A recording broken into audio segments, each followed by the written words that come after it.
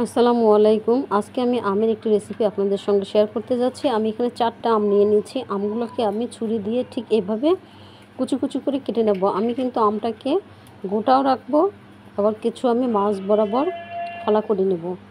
দেখুন আমি মাছ বরাবর ফালা করে নিয়েছি এবং আমের কিন্তু আটিটা কিন্তু শক্ত হয়ে গিয়েছিল। আমি এসে আটিটা কিন্তু ফেলে দিয়েছি। এরকম করে একদম যতদূর সম্ভব চিকন করে কেটে নিয়েছি। এবার আমি এর মধ্যে অ্যাড করে দেব মেজারমেন্ট কাপের একদমই ফুল 1 কাপ চিনি। আজকে আমি আমের বার্মিজ আচার রেডি করব, সেই রেসিপিটি আপনাদের সঙ্গে শেয়ার করছি। আম ফুরিয়ে যাওয়ার আগে এই রেসিপিটি একবার হলেও ট্রাই করবেন। তেল পেঁয়াজের ঝামেলা ছাড়াই কিন্তু এই রেসিপিটি তৈরি করা যাবে, রোদে দেওয়ার ঝামেলা ছাড়াই। আমি কিন্তু একদমই ফুল কাপ এখানে চিনি দিয়ে দিয়েছি এবং চিনিগুলোকে সবগুলো আমের গায়ের সঙ্গে আমি এভাবে মিশিয়ে নিচ্ছি। নিয়ে আমি 1 ঘন্টার জন্য এটাকে রেস্টে রেখে দেব।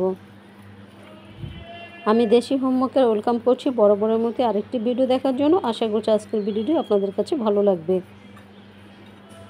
ভালো লাগলে ভিডিওর শুরুতে ছোট্ট একটা রিকোয়েস্ট করে নিচ্ছি, যারা এখনও একটা লাইক দিতে ভুলে গিয়েছেন প্লিজ একটু করে লাইক করে দিবেন, শেয়ার করে দিবেন প্রিয় মানুষদের মাঝেও, আর অবশ্যই কমেন্টস করে আপনাদের মতামত জানিয়ে দেবেন। দেখুন চিনি থেকে কতগুলো পানি বের হয়ে এসেছে। 1 ঘন্টা পরে কিন্তু আমি ফিরে আসছি। এবার আমি চুলায় চলে যাব। চুলায় একটা এখানে আমি ফ্রাই প্যান বসিয়ে দিয়েছি। এবার আমি আমগুলোকে এর মধ্যে দিয়ে দিচ্ছি। এখানে কিন্তু কোনো পানি ইউজ করা যাবে না। চিনি থেকে যে পানিটা বের হয়েছে এইটাতেই কিন্তু আমটা পুরোপুরি হয়ে যাবে। এবার আমি সামান্য একটু কালারফুল জন্য আমি হলুদের গুঁড়ো ইউজ করে দিচ্ছি, খুবই সামান্য পরিমাণে। আর একটু স্বাদ বাড়ানোর জন্য অ্যাড করে দিব সামান্য পরিমাণ লবণ,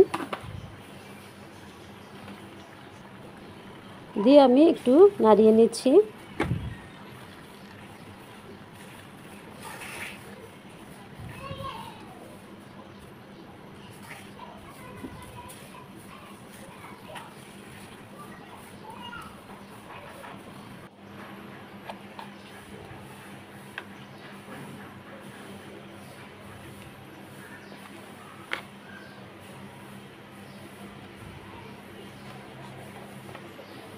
এবার আমি এর মধ্যে অ্যাড করে দিয়েছি শুকনো মরিচ টালা, আর এখানে অ্যাড করে দিচ্ছি আমি আচারের মশলাটি। এটা আগে থেকে রেডি করা ছিল, তাই আমি এর মধ্যে ছেড়ে দিচ্ছি। ঝালও থাকবে সামান্য এবং মিষ্টিও লাগবে, অনেক মজাদার এবং দুর্দান্ত একটি এই আমের বার্মিজ আচারটি অবশ্যই একবার হলেও ট্রাই করবেন। আবারও আমি ভালো করে নাড়িয়ে নিচ্ছি মশলাটার সঙ্গে।